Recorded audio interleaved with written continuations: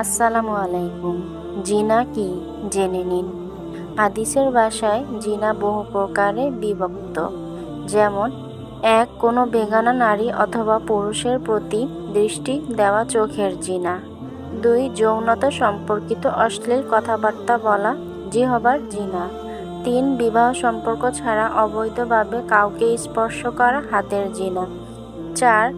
ব্যভিচারের উদ্দেশ্যে হেঁটে যাওয়া পায়ের জিনা। ৫. সে সম্পর্কিত খারাপ কথা শোনা কানের জিনা। ৬. জিনার কল্পনা করা ও আকাঙ্ক্ষা করা মনের জিনা। ৭. অতঃপর লজ্জাস্থান একে পূর্ণতা দেয় অথবা অসম্পূর্ণ রেখে দেয়। জিনাকারীর লজ্জাস্থানের দুর্গন্ধে জাহান্নামবাসী অস্থির হয়ে উঠবে।